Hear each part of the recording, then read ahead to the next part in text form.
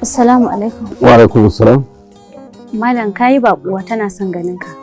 Tun yaushe ta zo? Kafin ku fara karatu ta shiga. Kada sai ai magana.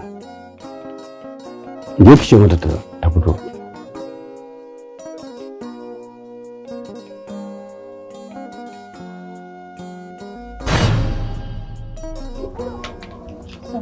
Wa alaikum assalam. Ta sanin ke ni. To an gane.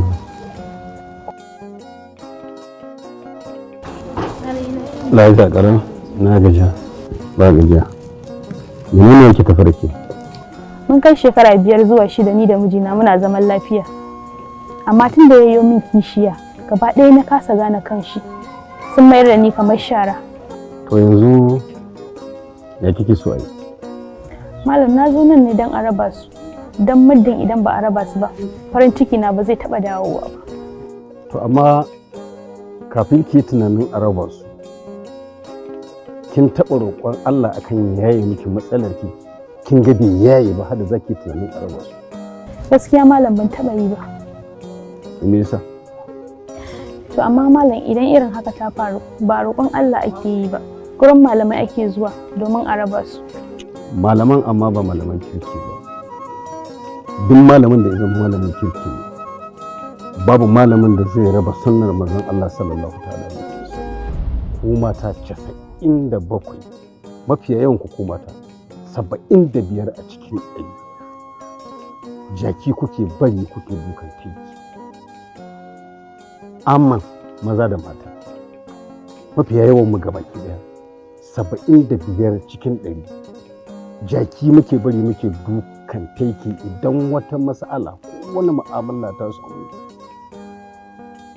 Ba ma tuntuɓar janibin Ubangiji, ba ma ƙwanƙwasa ƙofar Ubangiji wanda ya halicce mu, ya alƙawarta mana da cewar idan muka roƙe shi zai amsa mana. Ya aiko annabinsa takanas ta Kano gare mu manzon Allah sallallahu ta'ala alaihi wasallam ya gaya mana yace ud'ullaha wa antum mu'minuna bil ijabati. Ku roki Allah kuna masu sakankan cewa ya amshi addu'ar ku. Allah Ubangiji baya karɓar addu'ar mutumin da ya zama zuciyarsa a gafala take lahin mai wasa. Allah Ubangiji ya sama mana, ya zaba mana wasu lokatai wanda yake wannan mukami ne na tsewa, inda ka tsaya ka roki Allah ba fa abin da zaka roke shi da amsa maka ba.